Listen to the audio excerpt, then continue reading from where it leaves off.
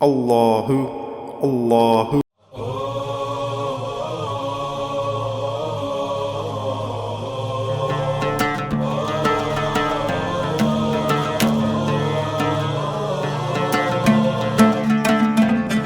የሁለቱ ዓለማት እትብት ከሀበሻ ምድር እስከ ቅዱሲቷ አረቢያ ከቀይ ባህር ማዶ የአሸዋ ማዕበልና የደመና ተራሮች በሚገናኙበት አድማስ ላይ ሁለት ዓለማት በአንድ እትብት ተገናኝተዋል። ለኢትዮጵያውያን ሳውዲ አረቢያ የካርታ ጎረቤት ብቻ አይደለችም፣ የታሪካችን ግማሽ አካል፣ የነፍሳችንን መንፈሳዊ ማረፊያ ጭምር እንጂ። ዓለም ገና በጨለማው ሳለች ታላቁ ነቢይ መሐመድ ወደ ሀበሻ ምድር ሂዱ፣ እዚያ ማንም የማይበደልበት ጻድቅ ንጉሥ አለ ብለው በተናገረው ጊዜ በመካና በኢትዮጵያ መካከል የማይበጠስ የፍቅር ድልድይ ተገነባ። እስልምና ገና በለጋነቱ መጠጊያ ያገኘው አባቶቻችን በከፈቱት የርኅራኄ ደጃፍ ነበር። ሳውዲ አረቢያ የእምነቱ መፍለቂያ ስትሆን፣ ኢትዮጵያ ደግሞ የእምነቱ መከለያና ጋሻ ሆና ታሪክ ተጽፏል። በቅድስቲቷ መካ ሰማይ ስር ለመጀመሪያ ጊዜ ዓለምን ለአምልኮ የጠራው ያ ድምፅ የማን ነበር? ያ ብርቱና ሰላማዊ ዜማ የኢትዮጵያው የቢላል ኢብኑ ረባህ ድምፅ ነበር።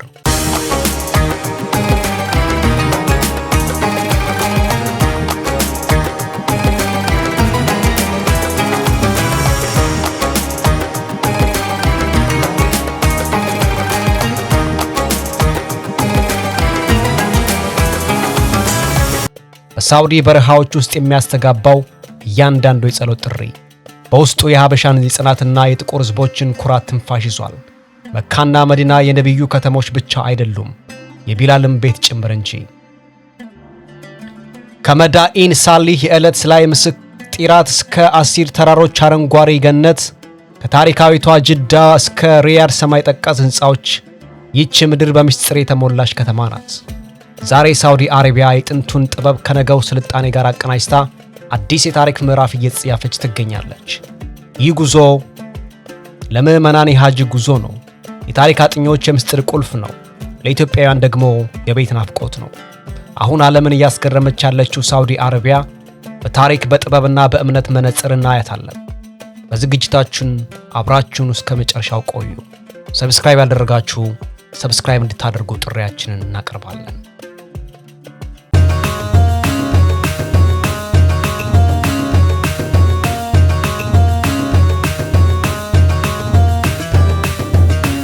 ሳውዲ አረቢያ የዓለማችን ትልቁና ያልተገለጠው ምስጢር። ብዙዎች ስለ ሳውዲ ሲያስቡ የሚታያቸው የነዳጅ ባህር፣ ጥብቅ ሕግጋትና የቅዱሳን ስፍራዎች ድባብ ብቻ ሊሆን ይችላል። ነገር ግን ከአንጸባራቂዎቹ የብርጭቆ ሕንፃዎችና ከበረሃው ጸሎት ባሻገር በምድሪቱ ጥልቅ ምስጢር ተደብቆ ይገኛል። ማንም ሊያነባቸው የማይችላቸው ጥንታዊ ምልክቶች፣ ለተረሱ አማልክት የታነጹ በሮች፣ አንድ የገቡባት ነፍስ ደግሞ ዳግም ተመልሳ የማትወጣባቸው ምድረ በዳዎች። ይህ ስፍራ በካርታ ላይ አታገኙትም። ጎብኚዎችም ወደዚህ ስፍራ አይመጡም። ሳውዲ አረቢያ ሀገር ብቻ አይደለችም፣ ታሪክ በዓለት ላይ የተቀረጸባት፣ የቀደሙት አባቶች ትንፋሽ አሁንም የሚሰማባት ግዙፍ የታሪክ መጋዘን እንጂ። እያንዳንዱ ምልክት፣ እያንዳንዱ ጥንታዊ በር የማይደበዘዝ የታሪክ አሻራን በውስጡ አምቆ ይዟል። ነገር ግን በሳውዲ ያሉት በሮች ሁሉ ጥንታውያን አይደሉም። እያንዳንዱ ከበረሃ አሸዋ በላይ እንዳልማዝ የሚያንጸባርቁ የብርጭቆና የአረብ ብረት ውጤቶች ናቸው። የሀገሪቱ ዋና ከተማ በሆነችው ሪያድ የበረሃው ወግ በዘመናዊ ሕንፃዎች ተተክቷል። እዚያም ኪንግደም ሴንተር ታወር እንደ ንጉሥ አክሊል በከተማዋ ራስ ላይ ደፍቶ ይታያል። የሀገሬው ሰዎች አልማምለካ ወይ ደግሞ መንግስቱ ግዛቱ ይሉታል። ከሩቅ ለሚመጣ መንገደኛ ግን በሰማይ ላይ እንደተሳለ ብሩህ የክብር ምልክት ሆኖ ይታያል። ለሳውዲዎች ይህ ሕንፃ የሽግግር ምልክት ነው። ከአሸዋና ከነዳጅ ታሪክ ወጥተው ወደ አዲሱና ወደ ላቀው የስልጣኔ ምዕራፍ የተሻገሩበት እጅግ በጣም ረቂቅ ድልድይ። ሪያድ በዘመናዊ መንገዶችና በደማቅ መብራቶች ብታሸበርቅም የከተማዋ የልብ ትርታ ግን አሁንም በበረሃው ጥንታዊ ወግ ይመታል። በገበያዎቿ ሱቆቹ ውስጥ የቅመማ ቅመም፣ የዕጣንና የወርቅ መዓዛ ይነፍሳል። የጸሎት ጥሪው በዘመናዊ የገበያ ማዕከላትና በጥንታውያን መስጊዶች መካከል በሚገርም ሁኔታ ያስተጋባል። በሪያድ ውስጥ ታሪክ ትናንትና የሞተ ሳይሆን ዛሬም በደም ስር ውስጥ የሚንቀሳቀስ ሕያው እውነት ነው። መንግስት የሚለው ስም ከፖለቲካ በላይ ትርጉም አለው። ከነዳጅ የላቀ ከኮንክሪት የጠነከረ ምስጢር አለው። በተበታተነች ምድር ላይ አንድነትን የመፍጠር ትልቅ ህልም። የሰማይ ጠቀስ ህንፃዎች ዘመን ሳይመጣ በፊት ከጭቃና ከአፈር የተሰራች አንዲት ታሪካዊ ከተማ ነበረች። እሷም ዲሪያ ትባላለች። የሳውዲ አረቢያ የልብ ትርታ የተጀመረው እዚህ ነው። በዋዲ ሃንፊሽ ሸለቆ አጠገብ የዛሬዋ ሪያድ ደጃፍ ላይ የሳውዲ መንግስት የልደት አውድማ ይገኛል። በ18ኛው ክፍለ ዘመን አጋማሽ ላይ የአልሳውድ ስርወ መንግስት ከነዚህ ፀሐይ ከጋላቸው ግንቦች ውስጥ ወጣ። መላውን የአረብ ባህረ ገብ መሬት የሚቀየር ቃል ኪዳን የታሰረው እዚሁ ነው። አት ቱራይፍ የተባለው ስፍራ የጭቃጡ ቤተ መንግስቶችና ጠባብ መንገዶች መገኛ ነው። በአንድ ወቅት በሊቃውንት በነጋዴዎችና በጀግና ተዋጊዎች ትጨናነቅ ነበር። ዛሬም እያንዳንዱ ግድግዳ የቀደሙትን ሰዎች ታሪክ በሹክሹክታ ይነግረናል። ዲሪያ ለሳውዲዎች የተቀደሰ ስፍራ ነው። ከነዚህ ፍርስራሾች ውስጥ ነው ታላቅ አገር የበቀለችው።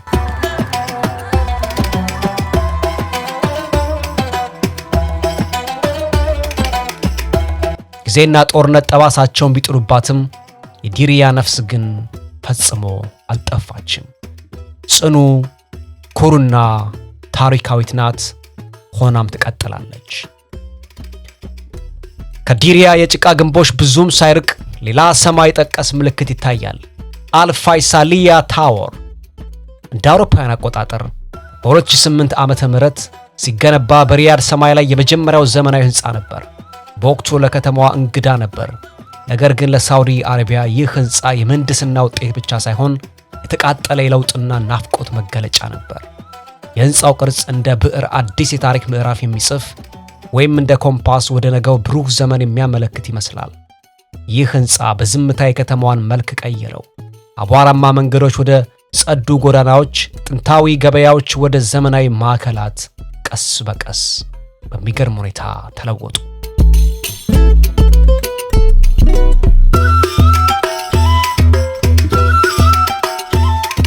ሪያድ የሀገሪቱ ልብ ከሆነች ዋዲ ሃኒፋ ደግሞ ትንፋሿ ነው ማለት ያስደፍራል።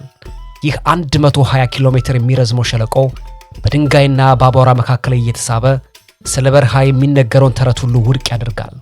ሳውዲ አረቢያ የትናንትናው ክብርና የነገው ህልም የተሰናሰሉባት በታሪክ አውድማ ላይ የቆመች ድንቅ ሀገር ናት። በወርቃማው አሸዋ መካከል በዝምታ የሚሳብ አረንጓዴ ጥብጣብ ህይወት ፈጽሞ በማይቻልበት ስፍራ እንኳን መንገድ እንደምታገኝ ትልቅ ምስክር ነው። አንድ ወቅት ተዘንግቶና በቆሻሻ ተከቦ የነበረው ይህ ሸለቆ ዛሬ የከተማዋ ትልቁ የተፈጥሮ ትንሣኤ ሆኗል። በሰው ሰራሽ ረግረግ ቦታዎች አጠገብ የእግረኛ መንገዶች ተዘርግተዋል። አእዋፋት በመንጋ ተመልሰዋል። በአንድ ወቅት ተበክሎ የነበረው ውሃ ዛሬ ዳግም ሰማዩን በውስጡ ያንጸባርቃል። ነገር ግን ይህ ዝም ብሎ የከተማ ውበት ብቻም አይደለም፣ የታሪክ ትውስታን ማደስም እንጂ።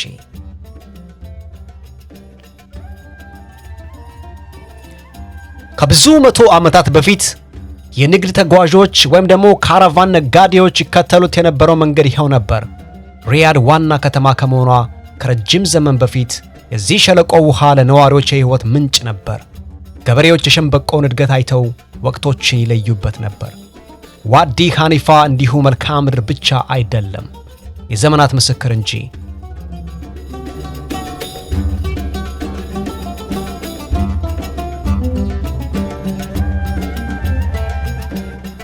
ወደ ሰማይ በሚያረገርጉ ህንፃዎች በተከበበች ከተማ ውስጥ ይህ ሸለቆ በዝምታ ወደ መሬትና ወደ ስራችን መልሰናል። እድገትና ስልጣኔ ቢመጣም እንደ ዛፍ የጠነከረ በጥልቀት የተተከለና የሚመግብ ስር ሊኖር እንደሚገባ ያስታውሰናል። እጅግ ረጃጅሞቹ ህንፃዎች እንኳን ከስራቸው ያለውን የምድር ጽናትና ጥንካሬ ይሻሉ። በድንጋይና በአረብ ብረት መካከል ያለችው ይህች አረንጓዴ ገነት ለሪያድ አዲስ ትንፋሽ ትሰጣለች። ቃላት ቅርጽ ሳይያዙ አማልክትም ስም ሳይወጣላቸው በፊት የሰው ልጅ እውነቱን በአለት ላይ ይቀርጽ ነበር። ከናፉድ በረሃ ጥላ ስር ከጁባ ከተማ ወጣ ብሎ ጃቡል ሲንማን ይገኛል። ይህ የአሸዋ ድንጋይ ክምር ከማንኛው መጽሐፍ የቀደሙ ታሪኮችን በውስጡ አቅፏል።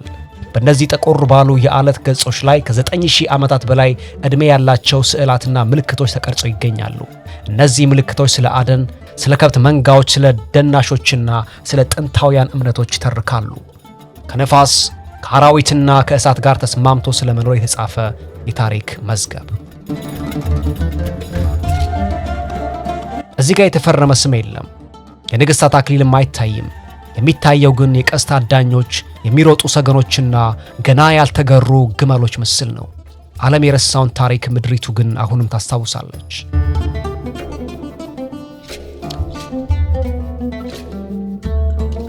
በዩኔስኮ የተመዘገቡት እነዚህ የዓለት ላይ ሥራዎች ከጌጣጌጥ በላይ ትርጉም ያላቸው ዘላለማዊ አዋጆች ናቸው። ወረቀት በሌለበት ዘመን የተጻፉ የታሪክ ማህደሮች። እነዚህ ድንጋዮች ምስክሮች ናቸው። አረቢያ ታሪክ እስኪጻፍላት አልጠበቀችም። ዓለም ገና መመልከት ሳይጀምር ታሪኳን በራሷ እጅ ጽፋለች። ከሁሉ በላይ ልብን የሚነካው እውነት ግን ይህ ነው። እነዚያ የቀደሙ ሰዎች ያለ ወሰንና ያለ ካርታ ይኖሩ ነበር። ዛሬ እኛን በሚመለከተን በዚያ ፀሐይ ስር የራሳቸውን አሻራ በዚች ምድር ላይ ለዘለዓለም አትመው አልፈዋል።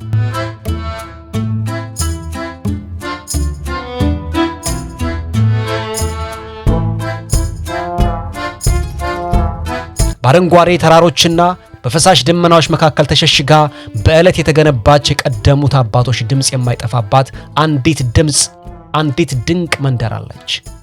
ሪጃል አልማእ ትርጉሙም የብሩህ ሸለቆ ሰዎች ማለት ነው። ስሟም እንደሚመሰክረው ይህች መንደር ከምድር ጥልቀት ከዓለትና ከፀሐይ ብርሃን የተቀዳ ብሩህ ውበት አላት። በአሲር ከፍተኛ ቦታዎች ላይ የምትገኘው ይቺ ባለ ብዙ ፎቅ የድንጋይ መንደር በአንድ ወቅት ደቡባዊ አረቢያን ከመካና ከቀይ ባህር ጋር የምታገናኝ የንግድ ማዕከል ነበረች። እዚህ ጋር የሚገርመው ታሪኩ ብቻ አይደለም፣ በየድንጋዩ መሃል ያለው ትዝታ እንጂ። እያንዳንዱ ቤት እንደ ድንጋይ መጽሐፍ ገጽ ታሪክ ይተርካል። በጥቁር ድንጋይ ላይ የታተሙ ነጭ ቅርጾችና የዓለም ውበቶች ይታያሉ። በቤቶቹ ውስጥ ደግሞ ግድግዳዎቹ በደማቅ ስዕሎች ተውበዋል።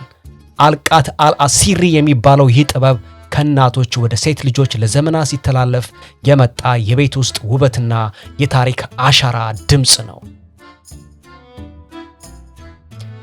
ይህ ስነ ሕንፃ ምሽግም ማዕከለ ስዕላትም ነው። ለጥንካሬ የተገነባ ለውበት ግን የተጠበበለት። ዛሬ ሪጃል አልማእ የባህል ኩራት ምልክት ሆናለች። ታሪክ እንዳይደበዝዝ በልጆቿ ጥረት የታደሰችው ይህች መንደር በዩኔስኮ የመመዝገቢያ መንገድ ላይ ትገኛለች። እዚህ ስፍራ ላይ ጊዜ ይቆማል፣ ታሪክን በዝምታ ውስጥ ሕያው ሆኖ ይኖራል። ከነዚህ ታሪክን በሹክሹክታ ከሚተርኩ የድንጋይ መንደሮች ተነስተን አሁን ጉዟችንን የእምነት ማዕከል ወደ ሆነችውና እንቅልፍ ወደማታውቀው ከተማ ይወስደናል፣ ወደ መካ።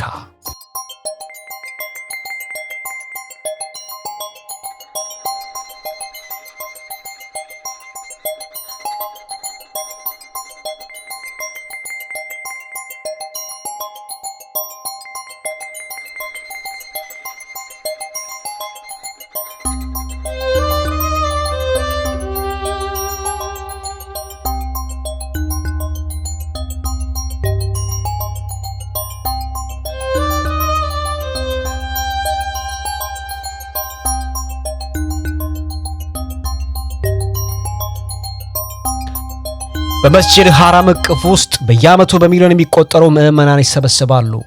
ካዕባን በመዞር የማይቆም የዘመናትን የተሻገረ የታማኝነት ማዕበል ይፈጥራሉ። በመካ እምብርት ላይ በጸሎትና በዝምታ በእንባና በምልጃ ተከባ የምትገኘው ካዕባ በጥቁር ሐር የተሸፈነች የድንጋይ ቤት ናት።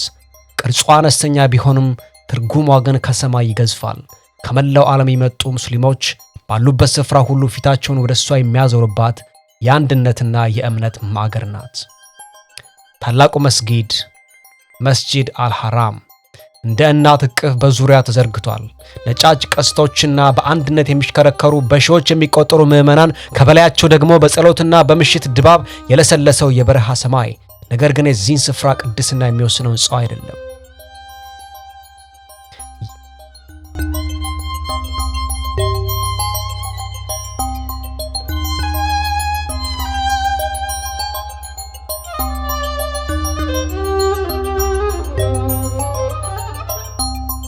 የዚህ ስፍራ ቅድስና የሚመነጨው ሰዎች ይዘው ከሚመጡት ስሜት ነው። ከሐዘንና ከተስፋ፣ ከምስጋናና ለፈጣሪ ካለ ፍጹም መገዛት። በዚያው ነፍስ ላይ ተጭኖ በየቋንቋ የሚሰማው ሹክሹክታ ጸሎት ድምጽ ነው። ስፍራውን ለመጀመሪያ ጊዜ በሚያየው ሕፃን አይን ላይ ምናልባትም ለመጨረሻ ጊዜ በሚመለከተው አዛውንት እይታ ውስጥ የሚታይ ድንቅ እውነት።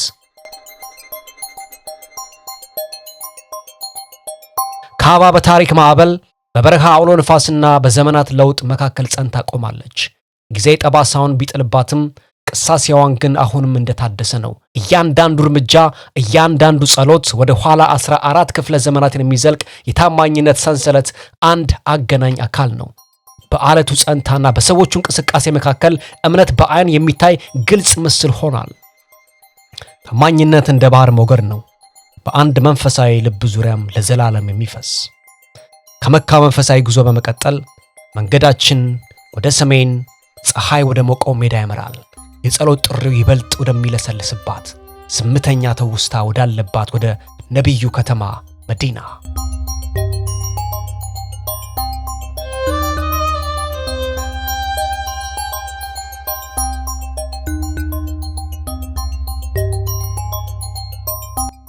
በመዲና ወርቃማ የበረሃ ፀሐይ ስር አልመስጂድ አነበዊ የነቢዩ መስጊድ ግርማ ሞገሱን ተላብሶ ይታያል። እዚህ ጋር የእስልምና የልብ ትርታ በየድንጋዩ መሃል ይመታል። የእምነትን መልእክት ለሰው ልጆች ባደረሰው በዚያ ታላቅ ሰው ዘላለማዊ ትውስታ ውስጥ ሕያው ሆኖ ይኖራል። ከመካው ታላቅ መስጊድ ቀጥሎ ሁለተኛው ቅዱስ ስፍራ የሆነው ይህ መስጂድ እጅግ ግዙፍ መንፈሳዊ ክብደት አለው። በየዓመቱ በሚሊዮን የሚቆጠሩ ምዕመናን ለመጸለይ፣ በዝምታ ለማሰላሰልና የዚህን ስፍራ መሠረት ከጣሉት ነቢይ ጋር መንፈሳዊ ትስስር ለመፍጠር ከመላው ዓለም ወደዚህ ይተማሉ። በሰባተኛው ክፍለ ዘመን በነቢዩ እጅ የተመሠረተው ይህ መስጂድ በዘመናት ሂደት ወደ አስደናቂ የሥነ ሕንፃ ጥበብ ተለውጧል። የእብነበረድ አደባባዮች፣ ሰማይ ጠቀስ ሚናራዎችና የሚያንጸባርቁ ነጫጭ ጉልላቶች አሉት። የመስጂዱ ዋና ማዕከል ደግሞ ያ አረንጓዴ ጉልላቱ ደግሞ ግሪን ዶም ነው።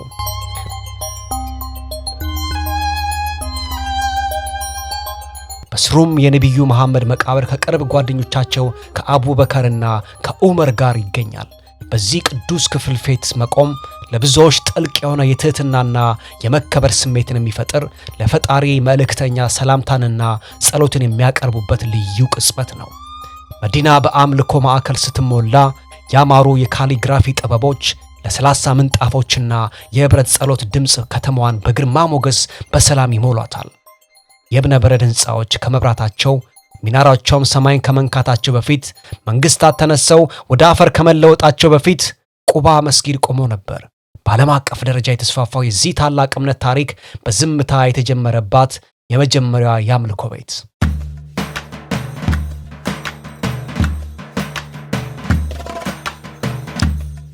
በሰባተኛው ክፍለ ዘመን መጀመሪያ ላይ ነቢዩ መሐመድ ከመካ ወደ መዲና በተሰደዱበት ወቅት የተገነባው ይህ ትሑት መቅደስ አህጉራትንና ትውልዶችን ለሚያካልለው መንፈሳዊ ጉዞ እንደ ጎህ ቀዳጅ ይታያል። ከውጭ ሲታይ ቁባ ሰላማዊና ትሑት ነው። ነጫጭ ጉልላቶቹ በመዲና ፀሐይ ስር በለሰለሰ ሁኔታ ያንጸባርቃሉ። ነገር ግን በግድግዳዎቹ ውስጥ ያለው ትርጉም ከሕንፃው ግዝፈት እጅግ የላቀ ነው።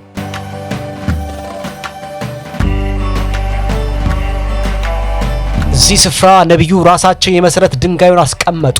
ከባልደረቦቻቸው ጋር አብረው ጸለዩ። ዛሬም ድረስ ለመላው የእስልምና ዓለም መመሪያ የሆነውን የአምልኮና የማህበረሰብ ተምሳሌት እዚሁ አቆሙ። ወደ ቁባ የሚመጡ ምዕመናን ስለ ስፍራው ልዩ የጸጥታና ከጊዜም በላይ የሆነ ሰላም ይናገራሉ፣ ይመሰክራሉ፣ ያወራሉ። በእስልምና ወግ መሠረት እዚህ መስጊድ መስገድ እንደተቀበለ የሐጂ ጉዞ ኡምራ ይቆጠራል። ይህ በረከት ነው በየዓመቱ በሚሊዮን የሚቆጠሩ ሰዎችን ለጸሎትና ለማሰላሰል የሚስበው። የቁባ መስጊዶች የጅማሮች ዘላለማዊ ምልክት ነው። የመጀመሪያው ጸሎት ጥሪ፣ የመጀመሪያው የምዕመናን ስብስብ፣ ዓለምን ለመለወጥ የተደረገው የመጀመሪያው የእምነት እርምጃ። በዝምተኛ ግርማ ሞገስ ውስጥ ቁባ አንድ ዘላለማዊ እውነትን ይገልጻል። ትልቁ መንፈሳዊ ጉዞ የሚጀምረው ከትንሽና ከትሑት ጀማሮ ነው።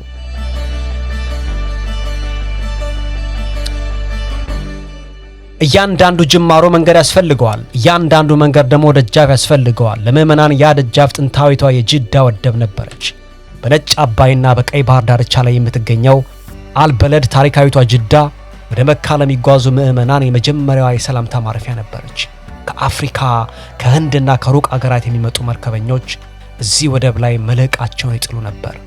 የንግድ ቁሳቁሶችን ብቻ ሳይሆን የተቀደሰውን ስፍራ ለማየት የናፈቁ ልቦችንም ይዘው ይመጣሉ። እዚህ ስፍራ እምነትና ንግድ የተሳሰሩ ናቸው። መንፈሳዊነት ከጉዞ ከግኝት ጋር አብሮ ይጓዛል።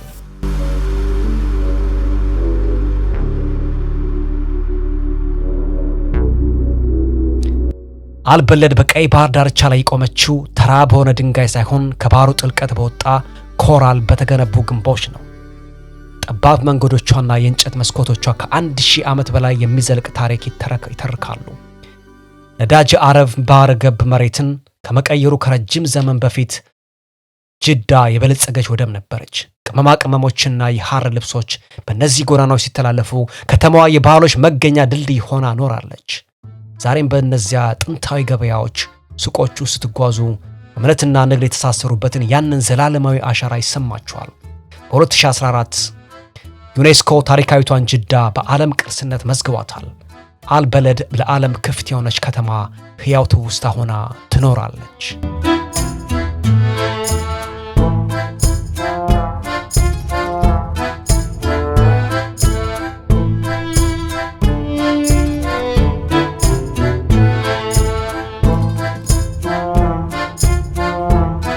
በሰሜን ምዕራብ ሳውዲ አረቢያ በረሃ ጥልቀት ውስጥ በዳኢን ሳሌህ ወይም ደግሞ ሄግራ ትገኛለች። ከያው ድንጋይ የተቀረጸች ከአሸባው ባህር በረሃ መካከል በግርማ ሞገስ የምትታይ ድንቅ ከተማ። ከ2000 ዓመታት በፊት በናባታውያን የተገነባችው ይቺ ከተማ ከአሸዋማ አለቶች ላይ ተፈልፍለው የተሰሩ ታላላቅ መቃብሮች አሏት። እነዚህ መቃብሮች አንድ የተረሳ ስልጣኔ ዘበኞችን ይመስላሉ። ከ100 በላይ የሚሆኑት እነዚህ ድንቅ ስራዎች ለዘመናት የነፈሰውን ነፋስንና የጊዜን መለዋወጥ ተቋቁሞ ዛሬም ድረስ በጥበባቸው ያስደምማሉ። ሄግራ የመቃብሮች ስፍራ ብቻ አልነበረችም። አረቢያን ከግብፅና ከሜሶፖጣሚያ እንዲሁም ከሜዲትራኒያን ዓለም ጋር የሚያገናኝ ጥንታዊው የዕጣን ንግድ መስመር ኢንሴንስ ራውትስ ዋና ማረፊያ ነበረች። ይህም ለኢትዮጵያውያን ጥንታዊውን የአክሱም ንግድ መስመርን ያስታውሰናል። እዚህ ጋር ድንጋዮች ይናገራሉ፣ ታሪክም በዓለም ላይ በአለት ላይ ታትሞ ይቀራል።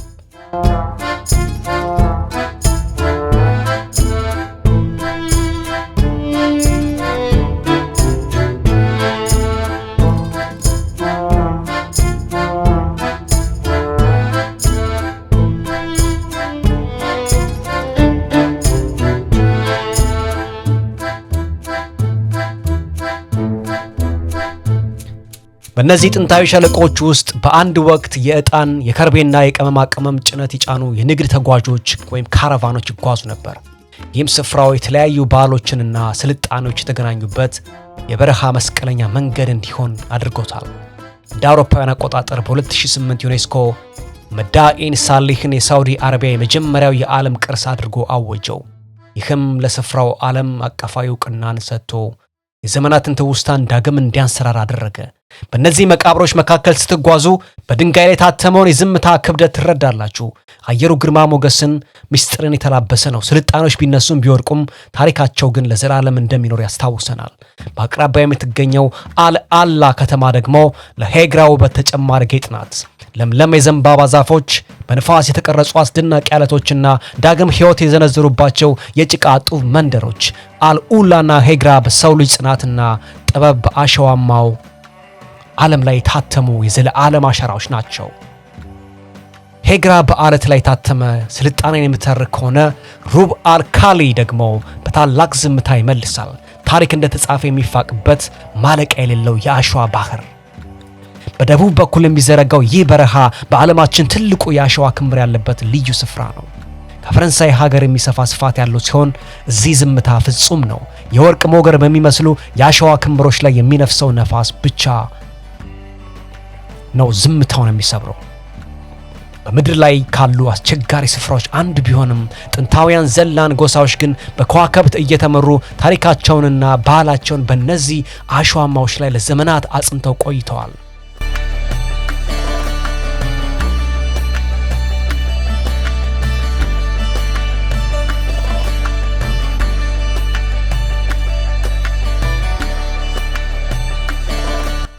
ወደ ምዕራብ ስንጓዝ መልክዓ ምድሩ በድንገት ይቀያየራል። በአሲር ተራራዎች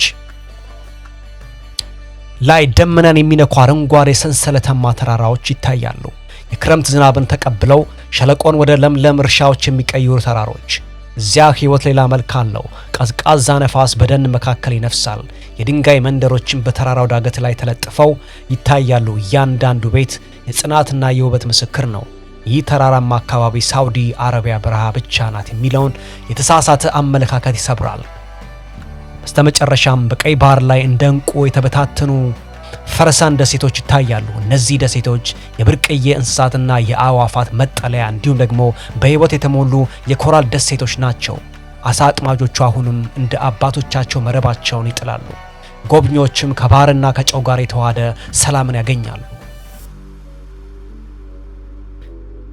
ሩብ አልካሊ፣ ያሲራ ተራሮችና የፈረሳን ደሴቶች በአንድነት ሲታዩ አንድ እውነትን ይገልጣሉ። ሳውዲ አረቢያ የልዩ ልዩ መልክዓ ምድሮች ድርና ማግናት። ከግዙፍ በረሃ እስከ ለምለም ተራሮች፣ ከጥንታዊ የዓለት ከተሞች እስከ ዘመናዊ የብርጭቆ ሕንፃዎች፣ ሳውዲ የታሪክ እምነትና የጽናት የውበት ተምሳሌት ናት። እነዚህ ስፍራዎች መዳረሻዎች ብቻ ሳይሆኑ ዓለምን ወደሚቀይር ታሪክ የሚወስዱ መስኮቶች ናቸው። ይህ ጉዞ ልባችሁን ከነካው ሐሳባችሁን በኮሜንታችን አጋሩ። ቪዲዮውን ላይክ በማድረግና ሰብስክራይብ በማድረግ የአማሪክ ዶክመንተሪ ቤተሰብን አጋርነታችሁንና ድጋፋችሁን አሳዩን። ዓለም ሰፊ ናት። እያንዳንዱ ጥግ ደግሞ የሚነገር የራሱ ታሪክ አለው። ዛሬ በዚህ ጉዞ ከኛ ጋር ስለነበራችሁ እናመሰግናለን። ሰላም ለሁሉም፣ መልካም ጊዜ።